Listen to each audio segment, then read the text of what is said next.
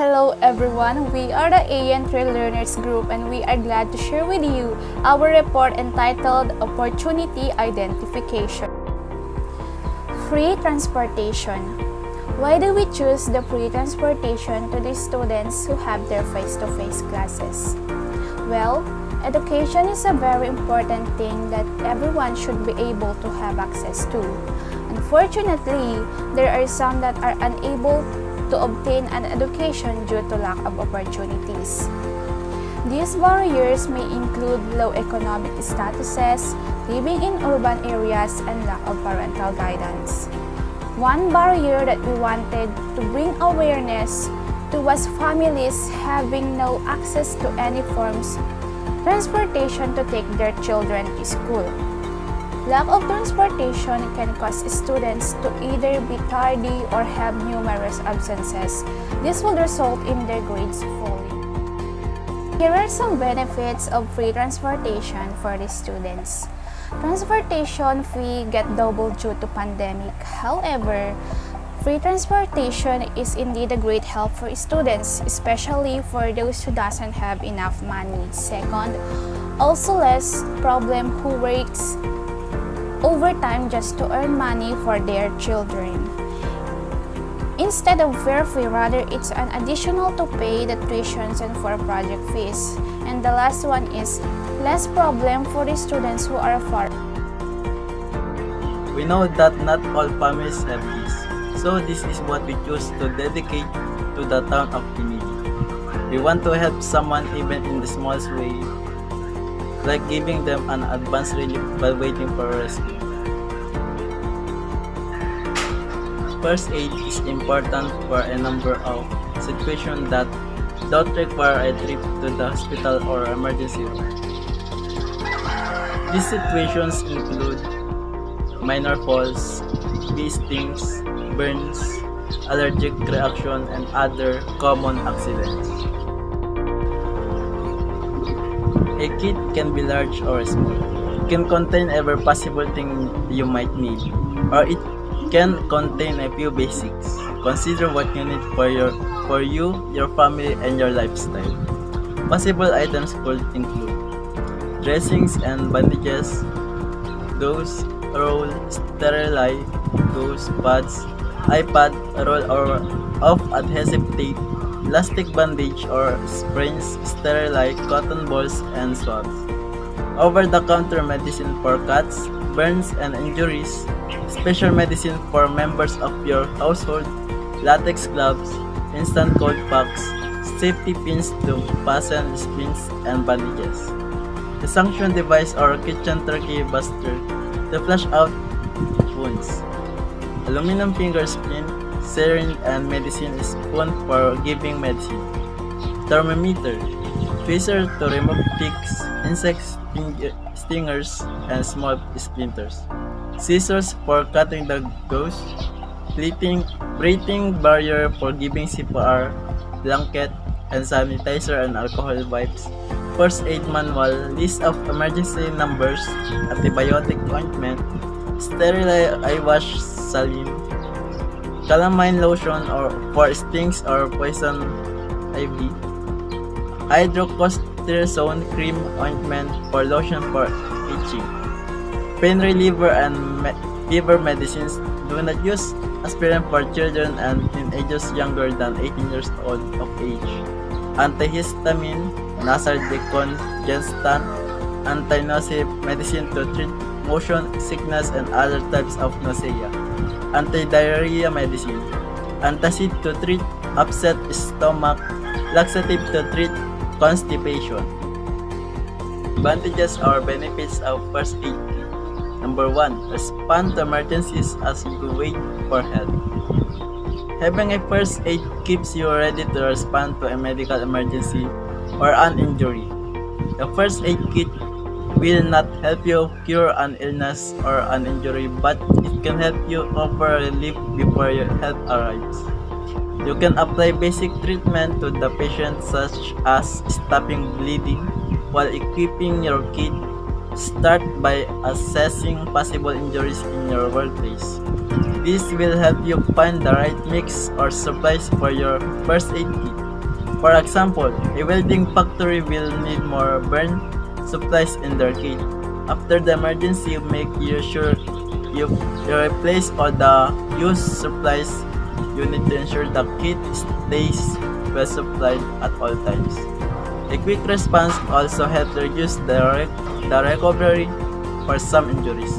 This reduces the amount of time the patients spend in the hospital or on bed rest. Number 2. Reduce the risk of workplace infections. You cannot keep your employees from getting hurt, but you can offer the necessary protection in case of an injury. For example, having an antiseptic solutions to clean a cut before dressing the wound. Minor injuries in the workplace can escalate quickly, leading to life-threatening infections. Besides, other workers on the floor can protect themselves from infection while responding to an emergency. Handling a bleed or exposed flesh exposes both the injured and responder to infection. A well-equipped kits helps ensure the patient gets the necessary help, but it also helps to protect the people helping out. Number 3. A first aid kit helps save lives. Having a first aid kit gives other workers the confidence and tools they need to respond to an emergency.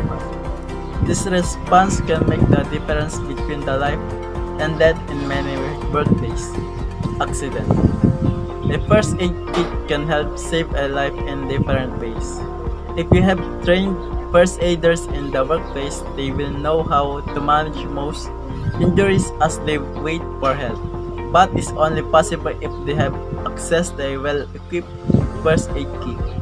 Once you call for help, you can have the medical response team walk you through basic life-saving procedures using the available first aid supplies. With a custom first aid kit, you can have access to equipment such as portable defibrillators. This makes it easy for you to respond to cardiac issues, which cause up to 6,000 deaths annually in New Zealand. Number 4. Provide emergency medication in the workplace.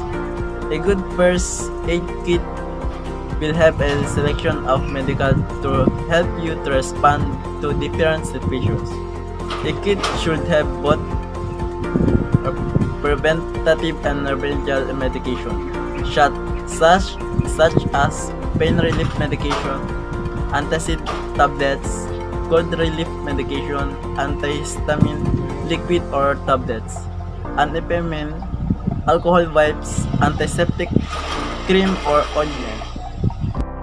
Advantages of clothing. Clothing can insulate against cold or hot conditions and can provide a hygienic barrier, keeping infections and toxic materials away from the body. It can protect feet from injury and discomfort or facilitate navigation in varied environments. Clothing also provides protection from ultraviolet radiation. The purpose of dressing them helps to make them more attractive and communicate with others. People wear clothes for many different reasons.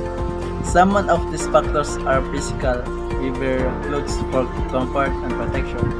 Others are for all the psychological and social purpose of clothing. If we offer them decent clothes, it gives them self-confidence and expresses their personality. Clothes also help them get to know other people. Relief goods. An orphan is a person, typically a child, who has lost both parents. Historically, certain birth parents were often pressured or forced to give up their children to orphanage, such as a children born out of wedlock or into poor families. An obligation of support is often imposed upon parents or grandparents under nearly every system of law. However, natural sympathy and a willingness willingness to support the common good often allow for the care of orphans to become a public duty. Why do we choose? We choose this because every child deserves the opportunity for growth and prosperity in life. However, basic necessities are scarce for many orphan children in Pinili. These children do not know a happy home or have a safe place to play, nor do they have access the quality education, medical care, and nutrition. Instead, their lives are increasingly challenging with the vulnerability to literacy, disease, child labor, lifelong poverty, and worst case, death. What are the advantage? The good news is that there is something we can do to help these struggling orphans. At Savarili, we aim to provide care and relief to orphans in need. Our goal is to provide care and financial assistance to as many of these children as we can. Purpose. We believe that all children have the intrinsic value and deserve to be nurtured, loved, and protected. They are entitled to have caring adults who help them develop to their full potential. Together, we have an opportunity to contribute to our children's future. Be part of an enduring effort that promotes safety and the well-being of our children, providing them with the necessities of life and welcoming safe environment. School supplies are essential and kids cannot learn properly without having supplies. Being prepared keeps children motivated and excited. Studies show that children having school supplies of their own can improve grades, creativity, attitudes towards learning, behavior, their relationship, and self-image. Intro for the assigned goods or services. In the Pinili, Ilocos Norte, laws require children to be placed in the last restrictive setting when they can no longer live with their guardian. However, some children still dream of living in group home. These Filipino people and Philippine facilities are often into give need of items to help run their facilities and provide of the children necessities. Wi-Fi or the PisoNet. Wi-Fi is needed in schools because it is by far the biggest help in finding information on just about anything there is. This is a big shortcut for students who don't want to do research by reading books and magazines. This technology goes from elementary school all the way to college. In elementary school, kids use online educational games for math and reading studies. For middle school, kids use the technology for in-school projects or essays or even reading pieces on books. Then in high school, students must take a computer class that involve Wi-Fi. So yes, we would say Wi-Fi is a big part of the school. To add on to that, highest schools have surveys and ballots for school council that students can vote for online.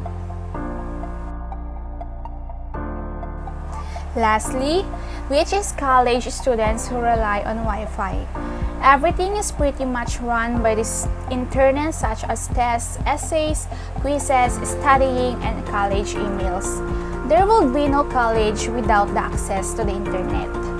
Not only is it great for students, but it's a huge help for the teachers as well, because teachers need the internet to put in grades and absences. Also, they need to contact other teachers or to email parents or guardians.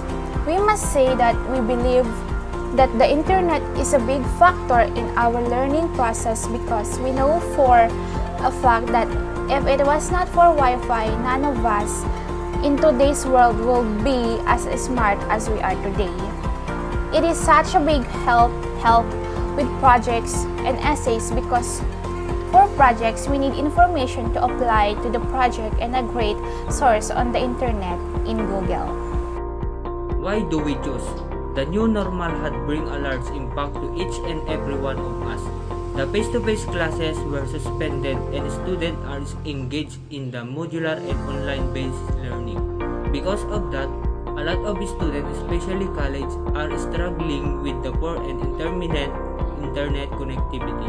That is why PSUNet or free Wi-Fi are needed to help students with the kind of connection. In that way, we can help them to access easier the different platforms needed for their studies, and also to help them understand and their teacher are discussing in their online class.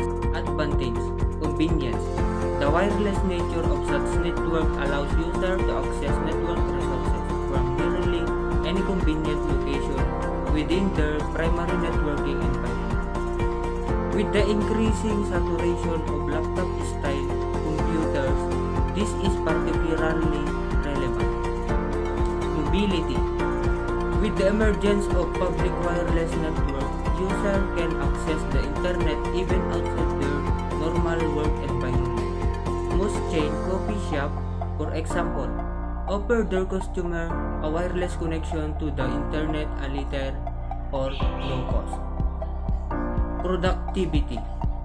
Users connected to a wireless network can maintain a nearly constant affiliation with their desired network as they move from place to place.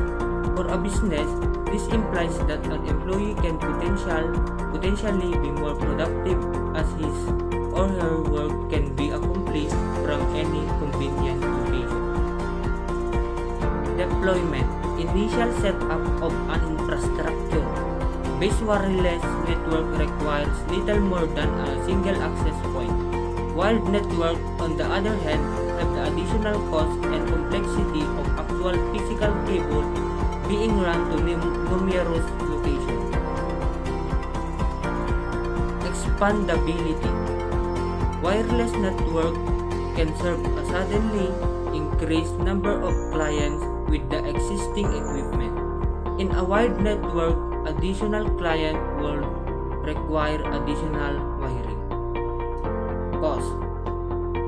Wireless networking hardware is at worst as modest increase from wired counterparts. This potentially increased cost is almost always more than outweighed by the saving in cost and labor associated to running physical cables.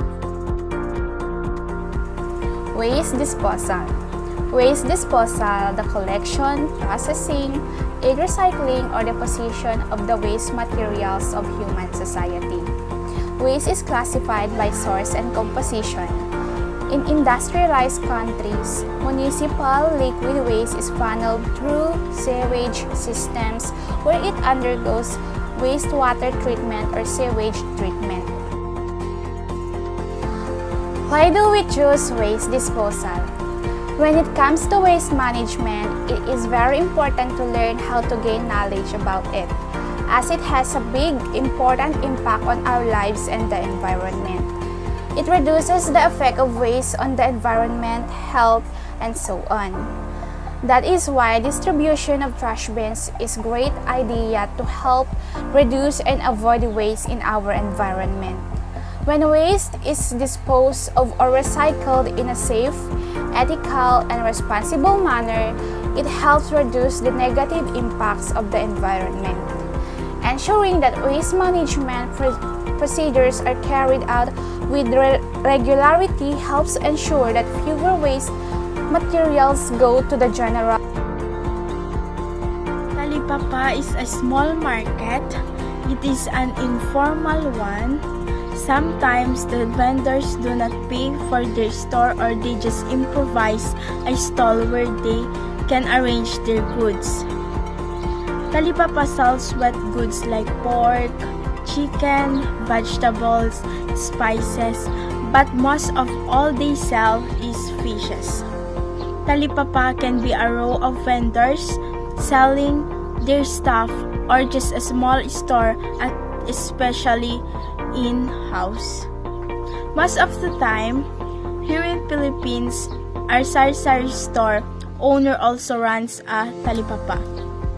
If the sari-sari store caters the dry good, the talipapa he runs renders the wet goods to the customers.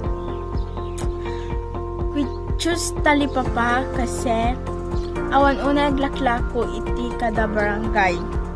Kasi adda ti umili nga haan unay hilig ti ag pamarket. Ken baka haan ka siya jay budget da nga para tiyenda. Advantages: they can save money so that they don't need to go in market. Ken mas fresh pay kanu jay talipapa. Ken mas as-asidog no per barangay kada talipapa na.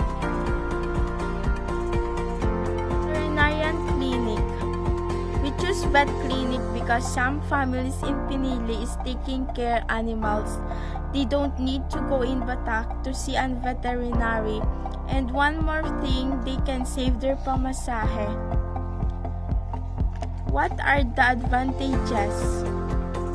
Most vet clinics offer preventative healthcare plans for pets. This plan can help your pet stay healthy longer.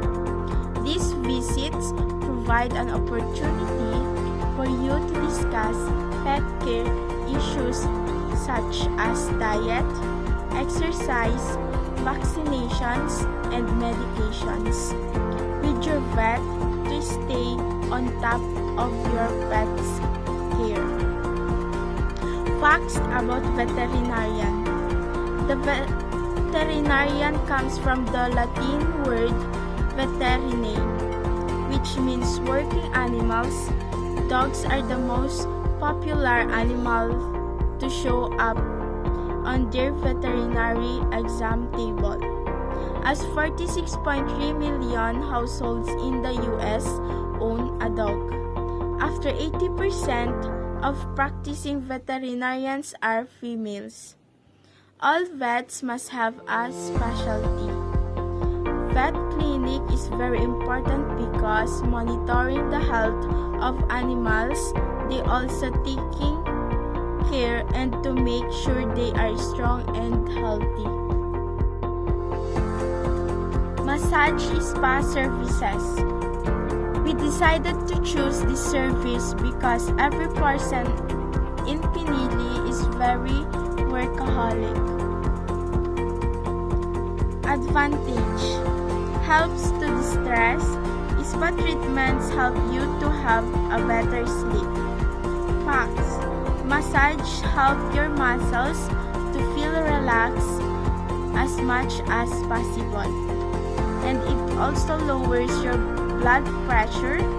With that, you can have a good night's sleep without having to feel any discomfort, stress, or body